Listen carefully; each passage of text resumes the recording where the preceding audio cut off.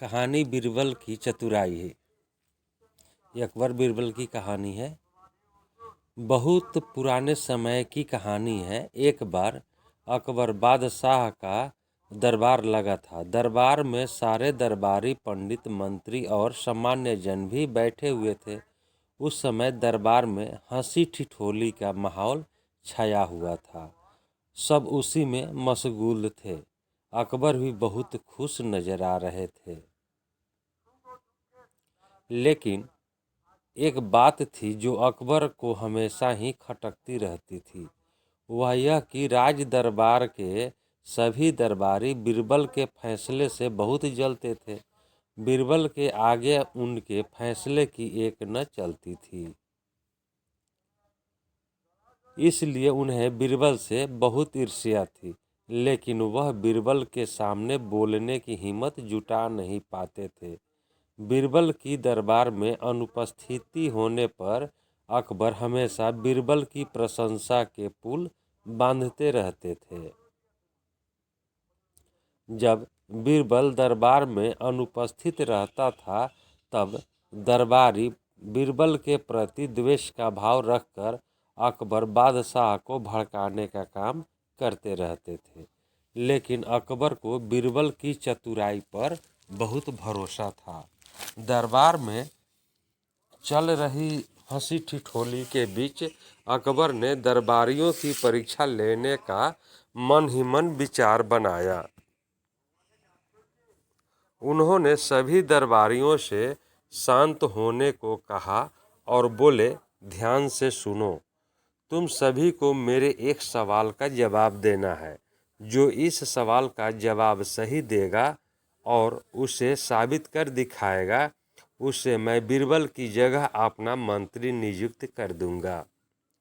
अकबर ने कहा, देखो, तुम सबके लिए बहुत बढ़िया अवसर हाथ आया है। इससे तुम अपने मन के सभी अरमान पूरे कर सकते हो। यह सुनकर सभी दरबारी बहुत खुश हुए। अकबर ने फिर अपना सवालिया बाण छोड़ा और कहा, देखो, तुम्हें यह साबित करना है कि मनुष्य द्वारा निर्मित चीज ज्यादा अच्छी होती है या कुदरत के द्वारा निर्मित। अकबर के मुंह से सवाल सुनते ही सभी दरबारी सोच में पड़ गए।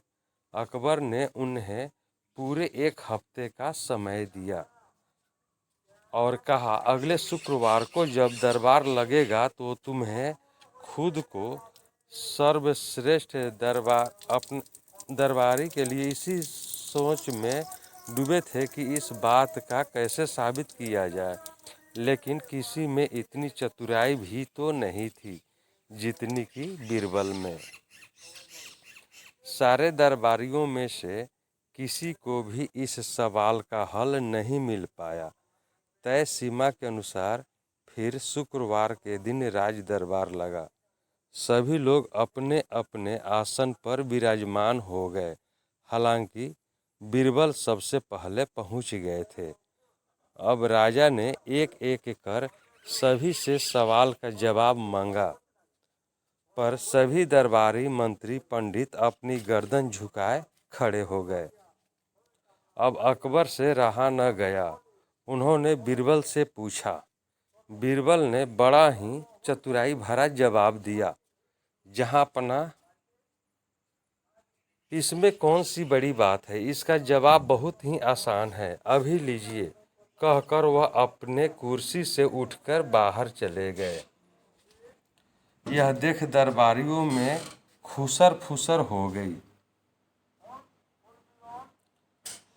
एक कहने लगा, अरे यह क्या? बीरबल को तो अकबर को जवाब देने के बजाय दरबार से उठकर बाहर चले गए।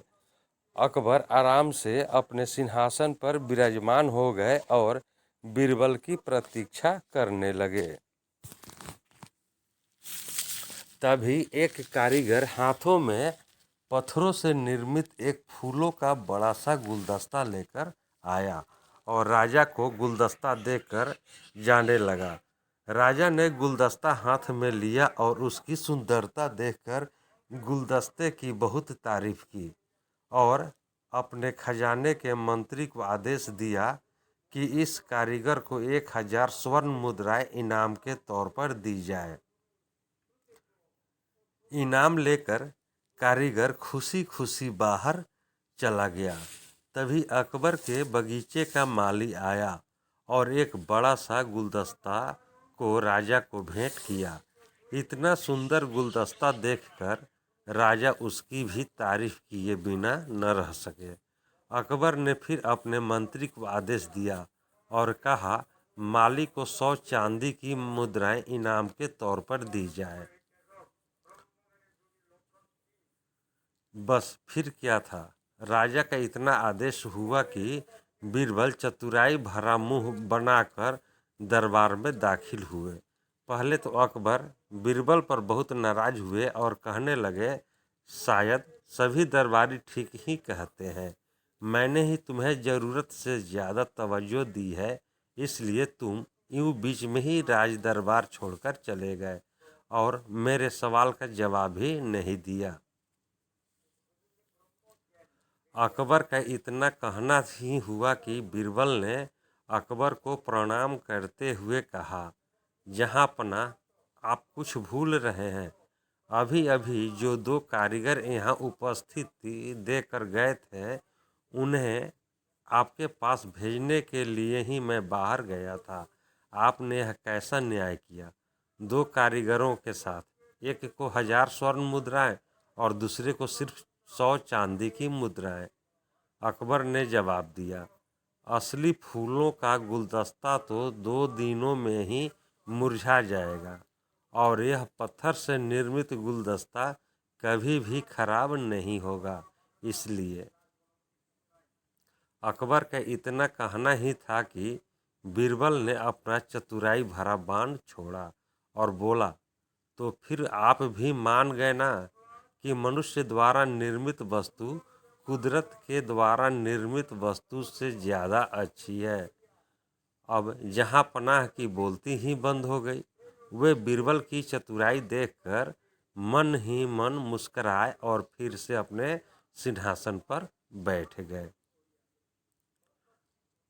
सिंहासन पर बैठकर अकबर ने फिर एक बार बीरबल की खुले दिल से तारीफ की और सब दरबारी अपना मुंह लटका कर अपने अपने कुर्सी पर बैठ गए।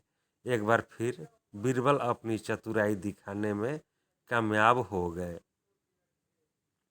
दोस्तों, यह कहानी आपको कैसी लगी? कहानी को लाइक करें, शेयर करें, चैनल पर नए तो चैनल को सब्सक्राइब